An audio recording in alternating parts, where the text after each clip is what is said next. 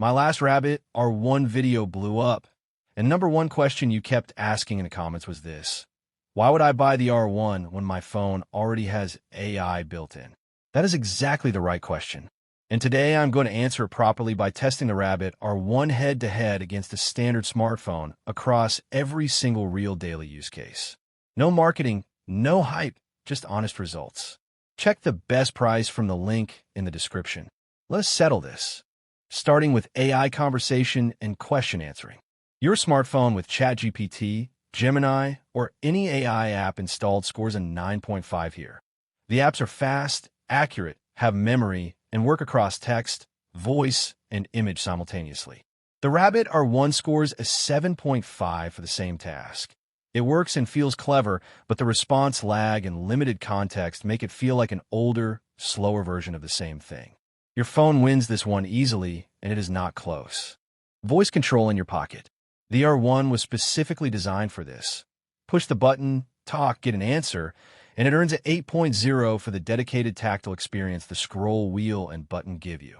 Your phone scores a 7.5 because unlocking, opening an app, and speaking takes slightly more steps. This is genuinely one area where the R1 design philosophy makes sense. The instant-on voice button is more frictionless than any phone workflow. Honest point to the R1. Camera and visual AI. Your smartphone camera scores a 9.5.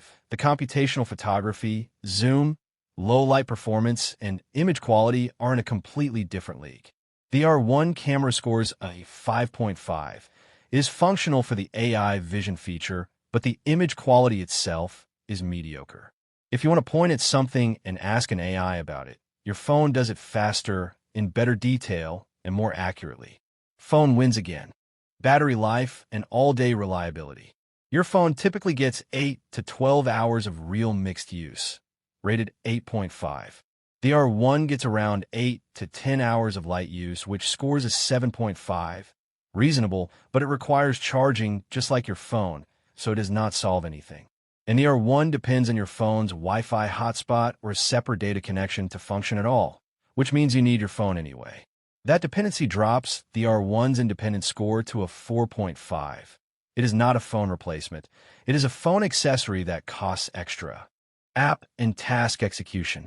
This was the R1's biggest promise. The large action model that would autonomously use apps on your behalf. Your phone scores a 9.2 here. Every app, every service, every integration works instantly and reliably. The R1 scores a 5.0. The autonomous app execution is still limited, inconsistent, and nowhere near what was marketed at launch. This gap alone is why the R1 disappoints people who bought it expecting a phone replacement. Final verdict. Across AI conversation, camera, apps, battery, and daily reliability, your smartphone wins every single category except one. The only genuine win for the Rabbit R1 is the dedicated physical voice button experience, which is a real but very small advantage. Overall, the smartphone scores 9.0. The Rabbit R1 scores 5.8. The honest answer to whether you should buy an R1 instead of just using your phone: you should not. But if you already own one and want to squeeze value out of it, use it specifically for that hands-free voice interaction moment and nothing else. Check the best price from the link in the description if you're still curious. If this helped you make a smarter decision, hit like and subscribe. We do this every single week. See you in the next one.